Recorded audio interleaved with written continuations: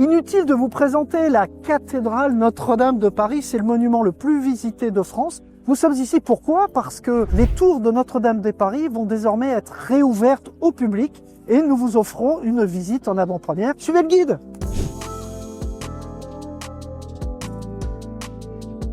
Voilà, encore 322.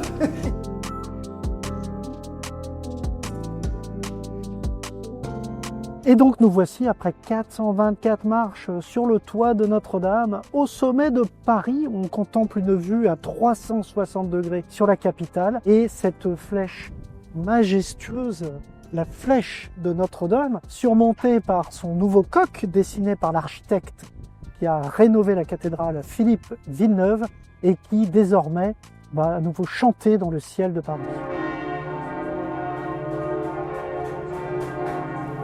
Quels sont les clous du spectacle, si on peut dire? Le clou du spectacle, il est derrière nous. C'est le moment où on pénètre le beffroi. C'est cette structure charpentière qui est destinée à maintenir les bourdons, les énormes cloches de la cathédrale, mais aussi à empêcher que leur vibration ne fasse écrouler ces tours de pierre. Et que là, pour la première fois, on va pouvoir découvrir par l'intérieur, grâce à l'escalier qui se situe derrière moi. L'escalier à double révolution. L'escalier à double révolution. Création de l'architecte en chef des monuments historiques.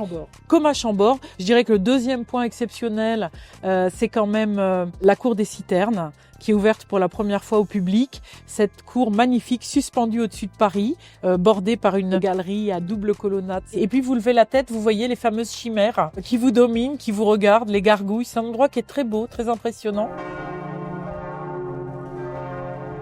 Si aujourd'hui on réussit le défi des grands travaux qui ont permis l'ouverture de ce parcours de visite, c'est à la fois grâce au talent de nos compagnons et artisans d'art. La France peut être fière des talents exceptionnels qu'elle a dans tous ces domaines, mais c'est aussi un état d'esprit fait d'unité, de fierté, de motivation, d'envie. Ce monument donne envie de faire le meilleur, envie d'offrir le meilleur.